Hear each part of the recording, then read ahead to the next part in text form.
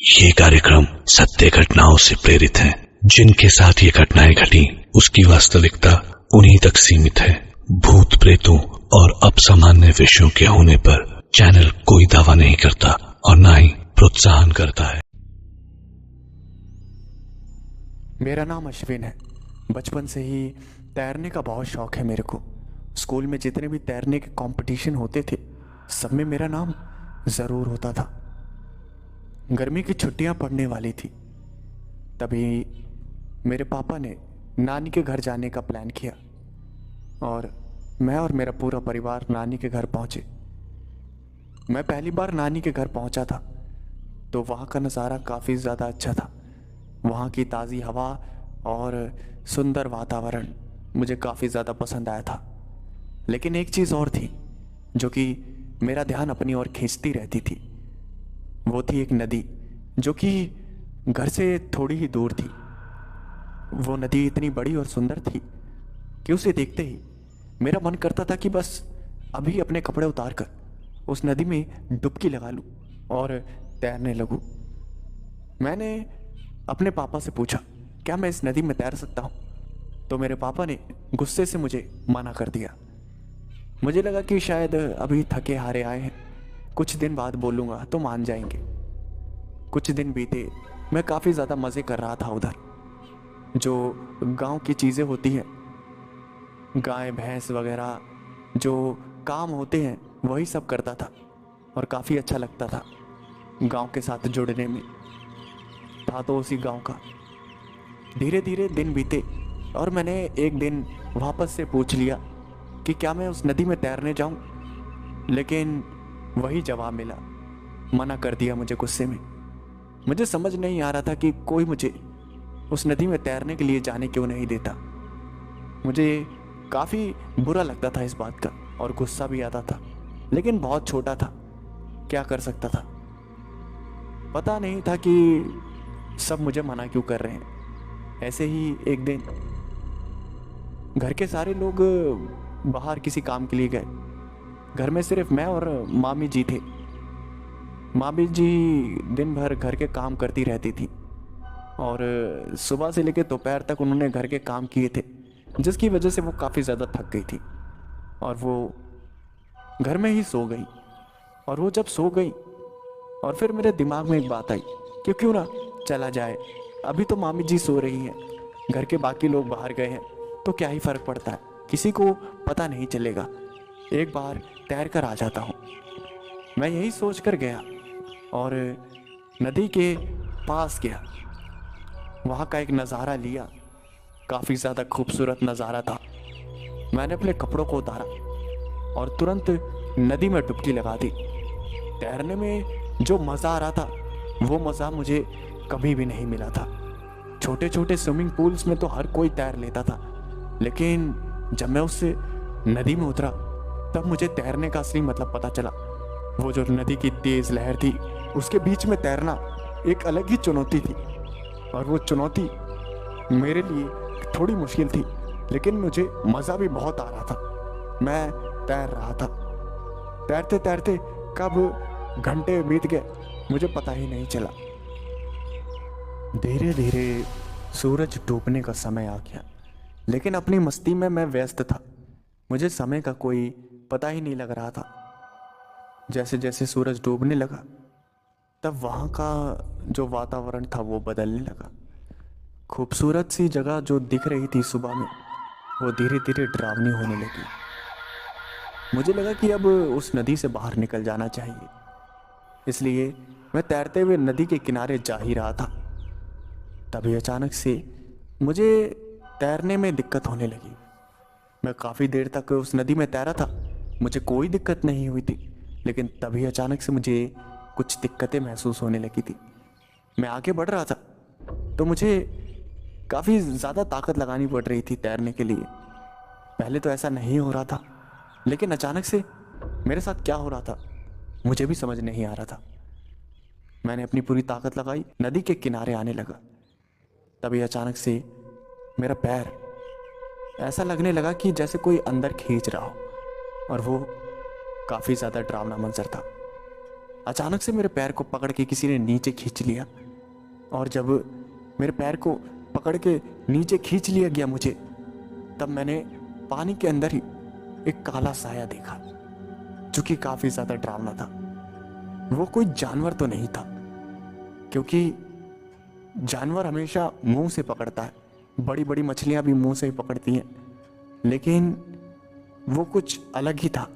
उसके हाथ थे और उसने काला सा दिख रहा था कुछ, उसने अपने हाथ से मुझे पकड़ा था। मैं काफ़ी ज़्यादा डर गया। मैंने अपनी पूरी जान लगा के ऊपर आने की कोशिश करी, लेकिन वो जो काला सा जो साया था वो मुझे अंदर खींचे जा रहा था। और एक वक्त ऐसा आया कि मेरा सांस लेना मुश्किल हो गया, ऑक्सीजन की कमी होने लगी, और फिर हाथ पैर मारते मारते मारते मैं थक गया। मेरी ताकत ने जवाब दे दिया और वही हुआ जिसका डर था। मैं बेहोश हो गया। मेरी आंखें खुली तो मैंने देखा कि मैं नदी के किनारे हूँ और कई सारे लोगों ने मुझे घेर रखा है, और मेरी नानी और मेरी मम्मी मुझे देखकर रो रही हैं। मुझे कुछ भी समझ नहीं आया कि क्या हुआ, मुझे किसने बाहर निकाला, मेरे साथ हुआ क्या था। मैं एकदम सदमे में था। तभी मेरी नानी गुस्से में मेरे पास आई और उन्होंने मुझे डांटते हुए कहा, तेरे अंदर दिमाग नहीं है, मैंने तुझे मना किया था ना कि इस नदी के पास नहीं जाना, तो तू इस नदी में क्या कर रहा था। मुझे समझ नहीं आया कि मेरी जो नानी थी वो इतनी ज़्यादा अच्छी थी, मुझे कभी भी डांटा नहीं करती थी मेरी गलतियों पे, लेकिन उस दिन उन्होंने मुझे बहुत डांटा और मुझे काफ़ी ज़्यादा बुरा भी लगा। लेकिन पता नहीं क्या हो गया था।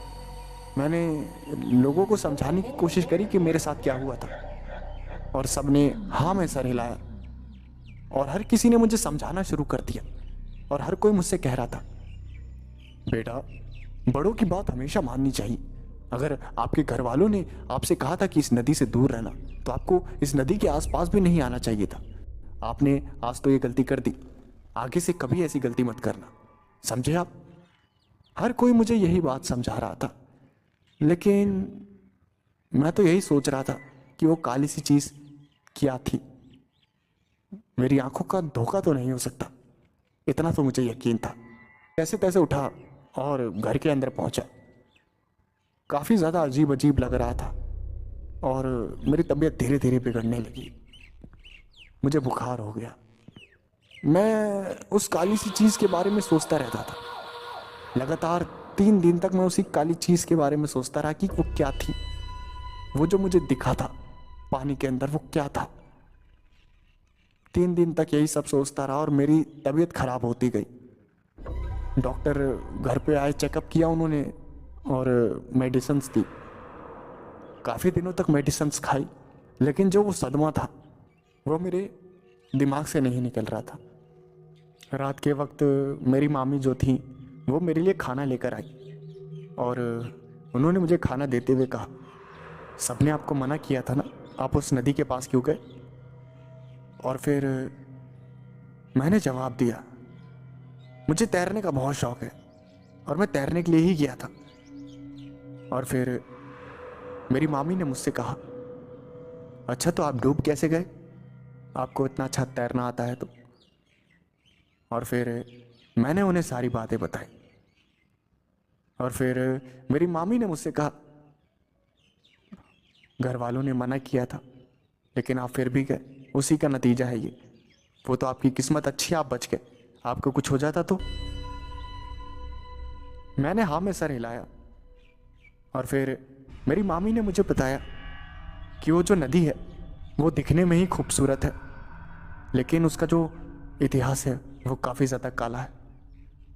मैंने अपनी मामी से पूछा, काला इतिहास, आपके कहने का मतलब क्या है। फिर मेरी मामी ने मुझसे कहा, देखो मैं आपको बता रही हूँ लेकिन घर में किसी को बताना मत कि मैंने आपको बताया।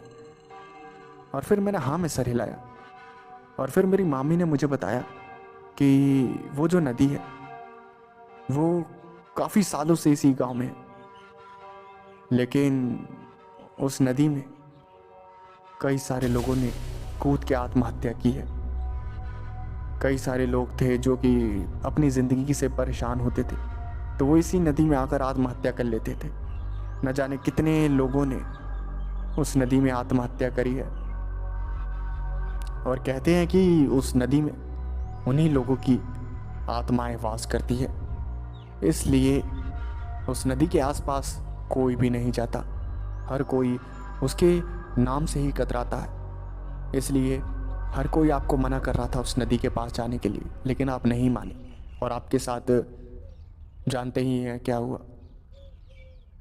पहले मैंने ये बात सुनी तो मुझे भूत प्रेतों पे तो यकीन था नहीं, लेकिन जो वो मैंने काली सी चीज़ देखी थी, उसे देखने के बाद मुझे उस नदी से डर ज़रूर लगने लगा था।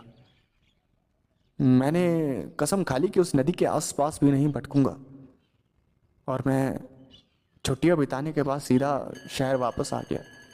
लेकिन वो जो काली सी जो चीज़ थी, वो कभी कभी मुझे सपने में दिखाई देती है, और मुझे तो कभी कभी सपना भी आ जाता है कि मैं उसी नदी में डूब रहा हूँ, और वो काली सी चीज़ मेरा पैर पकड़ के मुझे पानी के अंदर खींचती हुई ले जा रही है, और वो मंजर काफ़ी ज़्यादा भयानक होता है।